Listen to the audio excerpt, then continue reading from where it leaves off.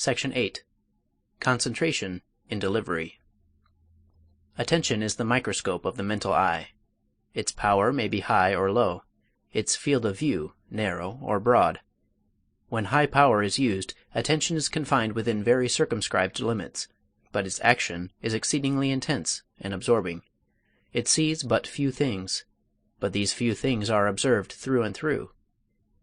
Mental energy and activity, whether of perception or of thought, thus concentrated, act like the sun's rays concentrated by the burning glass. The object is illumined, heated, set on fire. Impressions are so deep that they can never be effaced. Attention of this sort is the prime condition of the most productive mental labor. Daniel Putnam, Psychology. Try to rub the top of your head forward and backward at the same time that you are patting your chest. Unless your powers of coordination are well developed, you will find it confusing, if not impossible. The brain needs special training before it can do two or more things efficiently at the same instant. It may seem like splitting a hair between its north and northwest corner, but some psychologists argue that no brain can think two distinct thoughts absolutely simultaneously. That what seems to be simultaneous is really very rapid rotation from the first thought to the second and back again, just as in the above-cited experiment the attention must shift from one hand to the other until one or the other movement becomes partly or wholly automatic. Whatever is the psychological truth of this contention, it is undeniable that the mind measurably loses grip on one idea the moment the attention is projected decidedly ahead to a second or a third idea. A fault in public speakers that is as pernicious as it is common is that they try to think of the succeeding sentence while still uttering the former, and in this way their concentration trails off. In consequence, they start their sentences strongly and end them weakly. In a well-prepared written speech, the emphatic word usually comes at one end of the sentence. But an emphatic word needs emphatic expression, and this is precisely what it does not get when concentration flags by leaping too soon to that which is next to be uttered. Concentrate all your mental energies on the present sentence. Remember that the mind of your audience follows yours very closely, and if you withdraw your attention from what you are saying to what you are going to say, your audience will also withdraw theirs.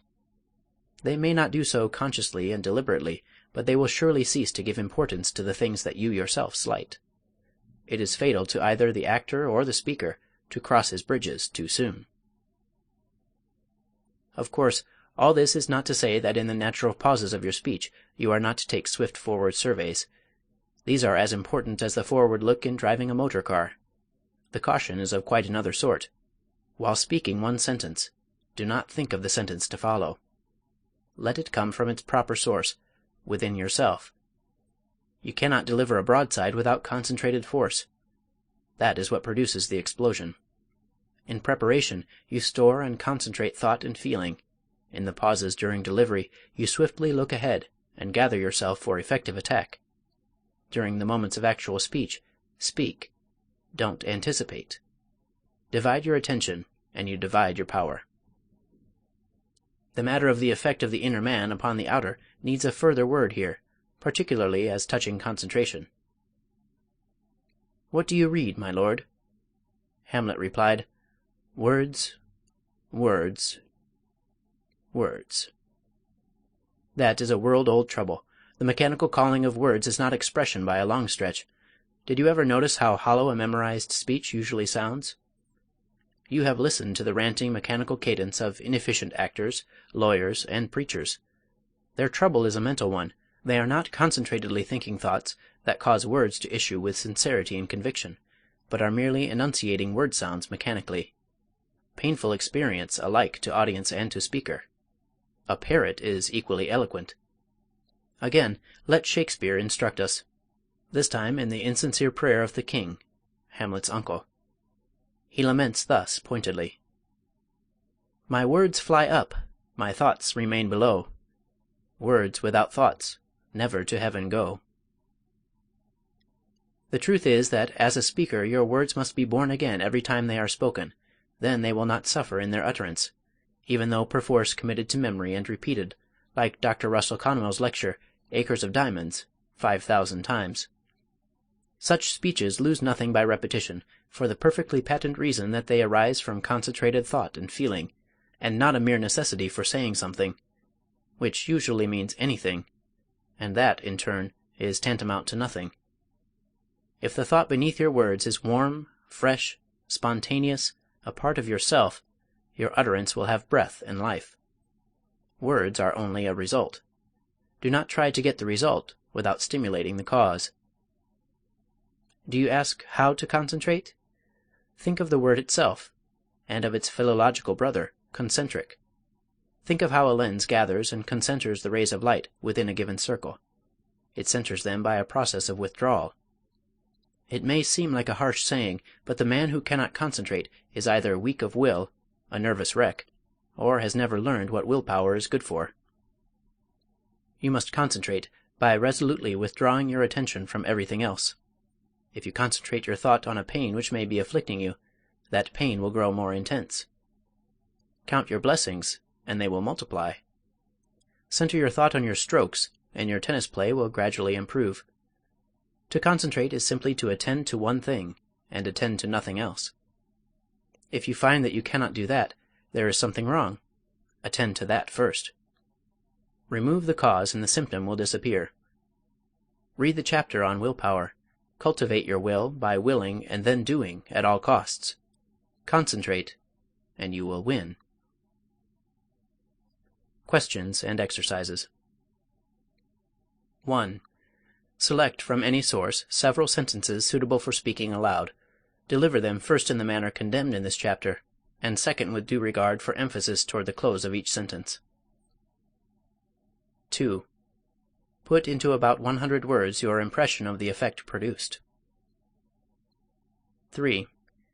Tell of any peculiar methods you may have observed or heard of by which speakers have sought to aid their powers of concentration, such as looking fixedly at a blank spot in the ceiling, or twisting a watch charm. 4.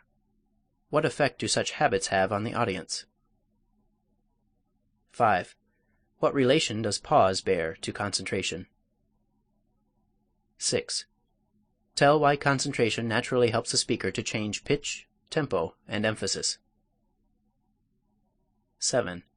Read the following selection through to get its meaning and spirit clearly in your mind. Then read it aloud, concentrating solely on the thought that you are expressing. Do not trouble about the sentence or thought that is coming. Half the troubles of mankind arise from anticipating trials that never occur. Avoid this in speaking. Make the end of your sentences just as strong as the beginning. Concentrate. War. The last of the savage instincts is war. The caveman's club made law and procured food. Might decreed right. Warriors were saviors. In Nazareth, a carpenter laid down the saw and preached the brotherhood of man. 12 centuries afterwards, his followers marched to the Holy Land to destroy all who differed with them in the worship of the God of love. Triumphantly they wrote, "In Solomon's porch and in his temple our men rode in the blood of the Saracens up to the knees of their horses." History is an appalling tale of war. In the 17th century, Germany, France, Sweden, and Spain warred for 30 years. At Magdeburg, 30,000 out of 36,000 were killed regardless of sex or age. In Germany, schools were closed for a third of a century, homes burned, women outraged, towns demolished, and the untilled land became a wilderness.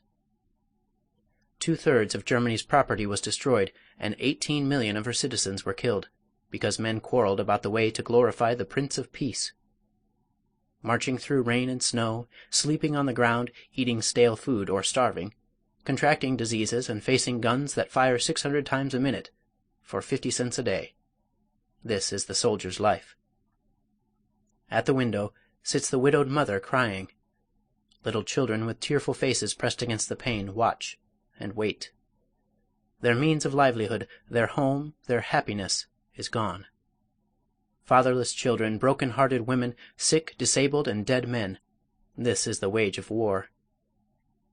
We spend more money preparing men to kill each other than we do in teaching them to live. We spend more money building one battleship than in the annual maintenance of all our state universities.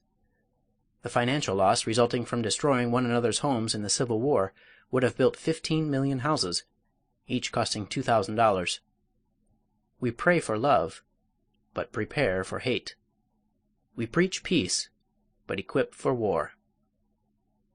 Were half the power that fills the world with terror, were half the wealth bestowed on camp and court given to redeem this world from error, there would be no need of arsenal and fort. War only defers a question. No issue will ever really be settled until it is settled rightly. Like rival gun gangs in a back alley, the nations of the world through the bloody ages have fought over their differences. Denver cannot fight Chicago, and Iowa cannot fight Ohio. Why should Germany be permitted to fight France, or Bulgaria fight Turkey? When mankind rises above creeds, colors, and countries, when we are citizens not of a nation but of the world, the armies and navies of the earth will constitute an international police force to preserve the peace, and the dove will take the eagle's place. Our differences will be settled by an international court, with the power to enforce its mandates. In times of peace, prepare for peace. The wages of war are the wages of sin, and the wages of sin is death.